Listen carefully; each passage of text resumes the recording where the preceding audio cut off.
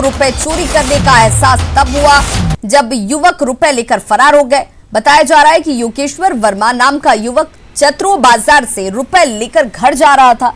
तभी रास्ते में पेट्रोल पंप पर बाइक में पेट्रोल भरवाने लगा और इसी बीच बदमाश पहुंचते हैं और बाइक की डिक्की खोलकर रुपए निकालकर यहां से 9-2-11 हो गए। वहीं पेट्रोल पंप में लगे सीसीटीवी फुटेज के आधार पर पुलिस इन बदमाशों की पहचान में जुट गई है।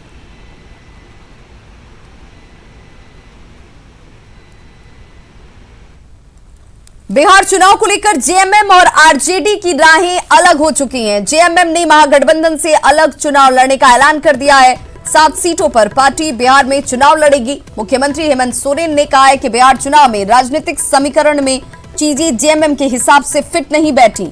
8 अक्टूबर को प्रत्याशियों के नाम का ऐलान जेएमएम की तरफ से किया जाएगा। जेएमएम ने आरजेडी से रिश्ते की समीक्षा के संकेत दिए हैं कि एक बार फिर से इसकी समीक्षा की जाएगी। सही वक्त आने पर पार्टी की तरफ से इसे लेकर फैसला किया जाएगा। बीजेपी ने जेएमएम और आरजेडी के रिश्ते पर एक बार फिर से तंज कसा है। वहीं जेएमएम को काम नहीं आया लालू की मेहमान नवाजी, ये कहा गया बीजेपी की तरफ से। बीजेपी ने जेएमएम को लालू प्रसाद और आरजेडी से सावधान रहने की नसीहत दी है। साथ ही बिहार चुनाव में महागठबंधन में अलग हुई जेएमएम को जीत की शुभकामनाएं भी दी। वहीं बिहार में जेएमएम के चुनाव लड़ने पर कांग्रेस के कार्यकारी राजेश ठाकुर ने सफाई दी और कहा कि हम सब लोग एक साथ हैं और हेमंत सोरेन आगे भी महागठबंधन में ही रहेंगे। मैम, जिस प्रकार से मुंगेरी लाल के हसीन सपने देखती है तो ये तो पूरा होने वाला है नहीं। गलती से सरकार बना लिए ये अलग विषय है, लेकिन आम जनता आज कितनी झारखंड में त्रस्त है ये सारे लोग जानते हैं। वैसी स्थिति में इनको नहीं मिलने से 7 या 8 सीट पर चुनाव लड़ने का ये तैयारी कर रहे हैं, सारी की सारी सीटें जीतेंगे, तो मैं तो शुभकामना ही दे सकता हूं। लेकिन इतना जरूर कहूंगा कि हेमंत सोरेन जी, लालू जी से सावधान रहिए। निश्चित रूप से महागठबंधन के साथी हैं तो उनका मान सम्मान होना चाहिए। अभी भी बहुत सारी प्रक्रियाएं बाकी हैं। हम समझते हैं निश्चित रूप से राजद के जो हमारे सहयोगी हैं, जो कांग्रेस के लोग हैं, सब लोग मिलकर के आदरणीय जेएमएम के नेता हेमंत सोरेन जी की बात को समझने का प्रयास करेंगे और महागठबंधन के साथी हैं वो महागठबंधन में रहेंगे। कहीं किसी प्रकार की कोई दिक्कत नहीं। तो देखिए, बिहार चुनाव में महागठबंधन से अलग हुई जेएमएम एक कदम और आगे बढ़ चुकी है। मुख्यमंत्री हेमंत सोरेन ने बिहार विधानसभा चुनाव के लिए 4 जेएमएम उम्मीदवारों को सिंबल दे दिया है। बिहार चुनाव में लड़ने के लिए झाझा विधानसभा सीट से अजीत कुमार प्रत्याशी होंगे। वहीं कटोरिया से इंजिला हांसदा को कैंडिडेट बनाया गया है। चकाई से पृथ्वीराज हेम्ब्रम और मनिहारी से फूलमणि हेम्ब्रम को सिंबल दिए गए हैं। सीएम हेमंत सोरेन ने झारखंड मंत्रालय में इन प्रत्याशियों को सिंबल दिया। हालांकि पार्टी की तरफ से उम्मीदवारों के नाम की औपचारिक घोषणा 8 अक्टूबर को की जाएगी। झाझा, चकाई, कटोरिया और मनिहारी के साथ ही धमदाहा, पिरपैंती और नाथनगर से भी पार्टी चुनाव लड़ेगी। तो आरजेडी और जेएमएम के बीच रिश्तों में तल्खी लगातार बढ़ती जा रही है। टिकट को लेकर बात नहीं बनने की वजह से दो सियासी भाइयों के रिश्ते अचानक से गर्म होने नजर आते हैं। केली बंगले के बाहर से जानकारी दे रहे हैं हमारे सहयोगी संजय कुमार सिन्हा। सभा चुनाव में टिकट बंटवारे को लेकर आरजेडी और जेएमएम के बीच सियासी तल्खी काफी बढ़ चुकी है। बात इतनी बढ़ गई कि जेएमएम ने आरजेडी को राजनीतिक मक्कार तक बता दिया। दरअसल जेएमएम को पूरी उम्मीद थी कि जिस तरीके से उसका कद झारखंड में बड़े भाई की भूमिका में है, बिहार में वही भूमिका छोटे भाई के रूप में होगी, लेकिन आरजेडी की ओर से टिकट को लेकर ऐसी कोई पहल नहीं हुई, जिसके बाद जेएमएम ने खुद 7 सीटों पर अपने उम्मीदवार उतारने का फैसला किया। फिलहाल 4 सीटों पर सिंबल दे भी दिया गया है। दरअसल रिश्तों का जो ताना बाना है वो जेएमएम और आरजेडी के बीच में वो पेइंग गेस्ट वार्ड से केली बंगले के बीच के लोग का बुना गया था और जेएमएम को पूरी उम्मीद थी कि ये जो रिश्तों की गर्माहट है ये टिकट में कन्वर्ट होगी, लेकिन ऐसा हुआ नहीं। कैमरामैन राजीव के साथ संजय कुमार सिन्हा, न्यूज 18 रांची। मुख्यमंत्री हेमंत सोरेन के काके रोड स्थित मुख्यमंत्री आवास में सीमा सुरक्षा बल यानी कि बीएसएफ के महानिदेशक राकेश अस्थाना ने मुलाकात की है। उनसे जाकर मुख्यमंत्री से ये उनकी शिष्टाचार भेंट थी। इस मौके पर सीमा सुरक्षा बल के IG Ravi Gandhi, DIG PSO Rajesh Kumar और DIG Sultan Ahmad, deputy commandant JP Bakhla और deputy commandant LO2 DG Roshan Lakra मौजूद रहे। वहीं हजारीबाग के बड़का गांव में पिछले 1 महीने से एनटीपीसी के खिलाफ 10 सूत्री मांगों को लेकर ग्रामीण धरने पर बैठे हैं। ग्रामीणों के धरने की वजह से कोयले का उत्खनन और डिस्पैच पूरी तरह से बंद है। उठाव नहीं होने से कोल डंप में अब आग लगनी शुरू हो गई है, जिसे देखते हुए प्रशासन और एनटीपीसी के अधिकारी लगातार इस कोशिश में हैं कि ग्रामीण अपना धरना समाप्त कर लें और कोयले का डिस्पैच शुरू किया जा सके। इसे लेकर आज बड़का गांव में कोयले का उठाव शुरू करने को लेकर काफी संख्या में पुलिस बल की तैनाती की गई है। वहीं ग्रामीण भी धरने पर बैठे हुए हैं। हालांकि जिला प्रशासन की तरफ से ग्रामीणों को समझाने के प्रयास किए जा रहे हैं। मौके का जायजा लिया हजारीबाग संवाददाता राजेश कुमार ने। बड़का गांव में एनटीपीसी के खिलाफ पिछले 1 महीना से ग्रामीण धरना दे रहे हैं और धरना में मुख्य रूप से 2013 के जमीन अधिग्रहण कानून लागू करने समेत 10 सूत्री मांगों को लेकर धरना दे रहे हैं। और 1 महीने में यहां पर जो कोयले का उत्खनन और डिस्पैच कार्य है वो बंद है, तो लिहाजा ऐसे में जो कोयल डंप में जो कोयले डंप है उसको लेकर यहाँ पे अब कोयले में आग लगने लगी है। ऐसे में जिला प्रशासन और जो एनटीपीसी के अधिकारी वो चिंतित हैं और किसी तरह चाहते हैं कि जल्द से जल्द उस कोयले का उठाव हो जाए। लेकिन आप देख सकते हैं हमारे पीछे कि जिस तरह से यहाँ ग्रामीण जो हैं वो यहाँ पे बैठे हुए हैं धरना पे, और इसको लेकर यहाँ पे काफ़ी संख्या में पुलिस बल भी तैनात की गई है। और जिस तरह से यहाँ पे ग्रामीणों को लगातार समझाया जा रहा है कि जो कोयले में आग लगी है उसको हटाने की पहले कवायद की जाएगी, उसके बाद अभी उत्खनन का कार्य नहीं होगा। लेकिन ग्रामीण जो हैं वो अपनी मांगों पर अड़े हैं। और अब ऐसे में देखने वाली बात होगी कि अब यहाँ पे पुलिस प्रशासन और जिला प्रशासन के द्वारा ग्रामीणों को कैसे समझाया जाता है और कैसे इस आंदोलन को समाप्त करके जो कोयले में आग लगी है उसका डिस्पैच कार्य को जारी किया जा सकता है। राकेश कुमार, न्यूज़ 18 हजारीबाग। केंद्र सरकार ने झारखंड सरकार की जीएसटी कंपनसेशन और कोविड-19 की वजह से हुए नुकसान मद में 3300 करोड़ की मांग को ठुकराते हुए 318 करोड़ आवंटित किए हैं। 5 अक्टूबर को जीएसटी काउंसिल की हुई बैठक के बाद केंद्र सरकार ने यह निर्णय लिया है। इस पर झारखंड सरकार ने अपनी नाराजगी जाहिर की है। ज्यादा जानकारी दे रहे हैं हमारे संवाददाता भुवन किशोर झा। केंद्रीय मद के पैसे को लेकर केंद्र और राज्य के बीच उठा विवाद शांत होने का नाम नहीं ले रहा है। ताज़ा मामला जीएसटी कंपनसेशन को लेकर के है, जिसमें राज्य सरकार के द्वारा 3300 करोड़ की मांग की गई थी, लेकिन केंद्र सरकार ने 318 करोड़ ही आवंटित किए हैं।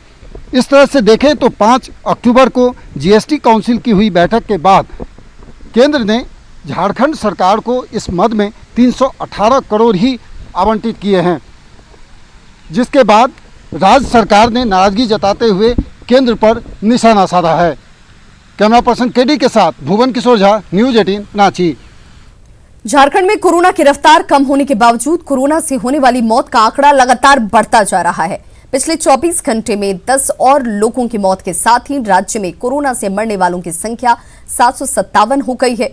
झारखंड कोरोना अपडेट दे रही है राज्य संवाददाता उपेंद्र कुमार। में कोरोना का ग्रोथ रेट लगातार कम होता जा रहा है। अगर बात करें ग्रोथ रेट की तो पिछले 7 दिनों में यह 1.06% पर आकर रह गया है, जबकि डबलिंग रेट यानी कि कोरोना के मरीज कितने दिन में दुगने हो रहे हैं तो ये दर 65 दिन से ज्यादा का हो गया है। एक समय में 16 दिन तक का डबलिंग रेट था।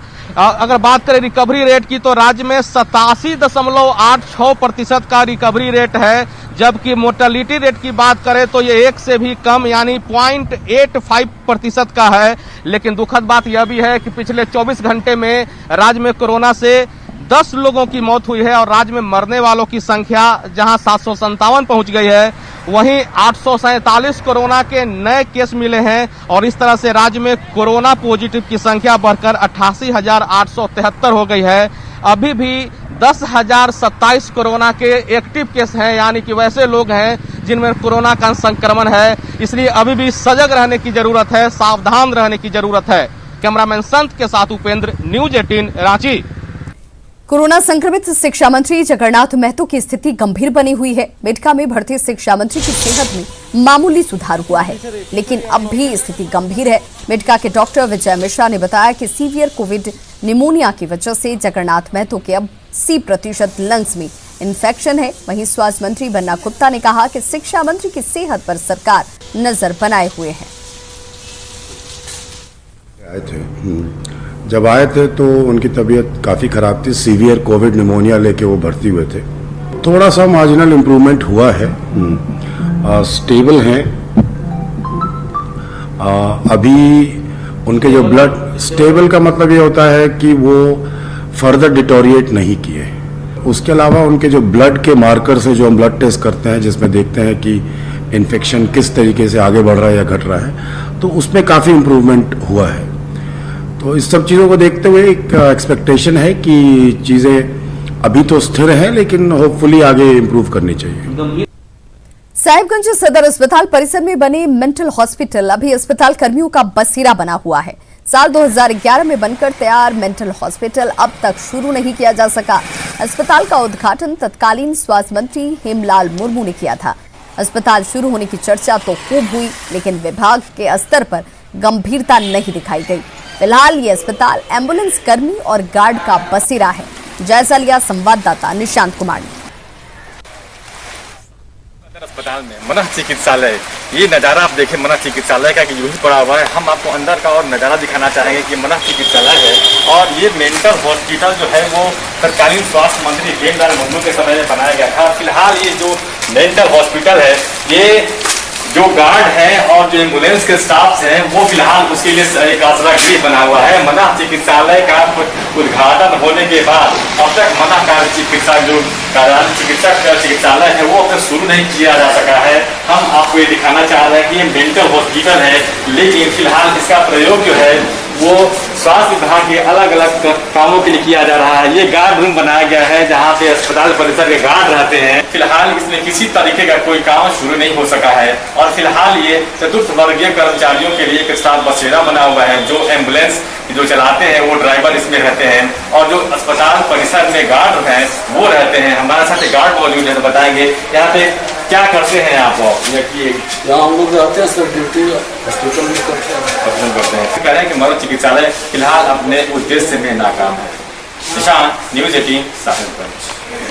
राजधानी रांची में इस बार त्योहारों के मौसम पर कोरोना का ग्रहण लगता नजर आ रहा है। दुर्गा पूजा को लेकर राज्य सरकार की नई गाइडलाइंस ने मूर्तिकारों और पूजा समितियों की परेशानी को बढ़ा दिया है। पिछले साल भारतीय नवयुवक संघ यानी कि बकरी बाजार की मूर्ति की कीमत करीब 3 लाख थी, जो इस बार महज 50 से 55 हजार रुपए ही रह गई है। वहीं रांची जिला दुर्गा पूजा समिति की माने तो एक बार मुख्यमंत्री से मिलकर पूजा को लेकर थोड़ी छूट की मांग जरूर की जाएगी।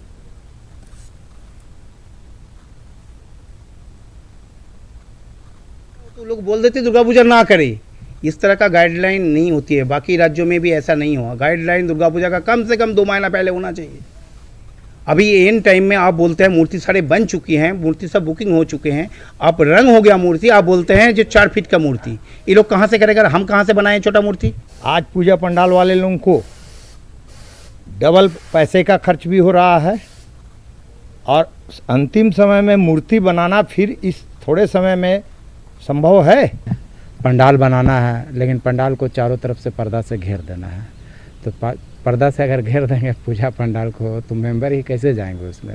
फिर है कि लाइट की व्यवस्था, लाइट नहीं लगाना है। तो हम लोग भी सहमत है कि हाँ भाई, जब पूजा हमको करना ही नहीं है, मतलब बड़ा पंडाल बनाना नहीं है, तो हम लोग लाइट भी, जैसे पहले लाइट चंदन नगर वगैरह से आता था, रोड पे बड़ा बड़ा गेट लगता था, तो इस बार वैसा लाइट नहीं लगाना है।